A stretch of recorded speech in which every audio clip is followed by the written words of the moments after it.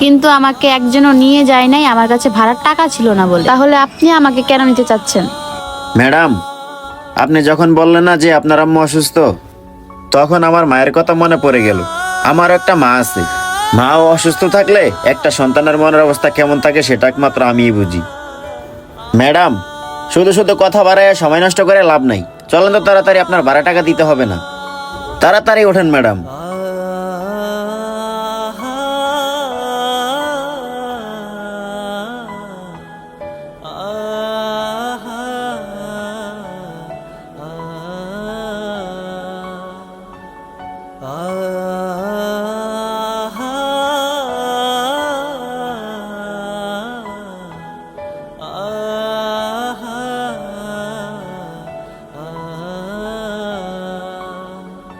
Madam, আইসা পড়ছি, নামেন।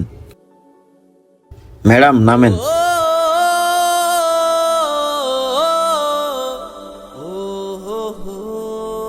ভাইয়া এই নেন, এটা আপনার জন্য উপহার।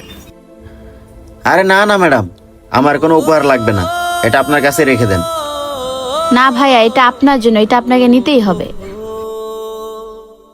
থাকেন তাহলে, আমি আসি। আচ্ছা ঠিক আছে ম্যাডাম।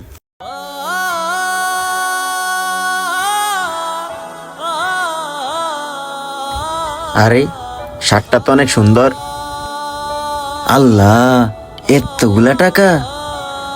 তার মানে ওই ম্যাডাম সৎ মানুষকে সাহায্য করার জন্য এই নাটকটা করছে। যাক, আল্লাহ মনে হয় ম্যাডামের উসিলায় আমাকে এই টাকাগুলোর ব্যবস্থা কইরা দিছে।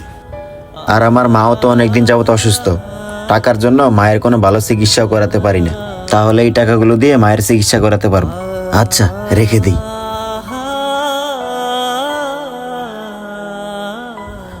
কারো বিপদে যদি কেউ পাশে থাকে, আল্লাহ তাআলাও তাদের পাশে থাকে। ভিডিওটি ভালো লাগলে অবশ্যই শেয়ার করে দিবেন। ধন্যবাদ সবাইকে।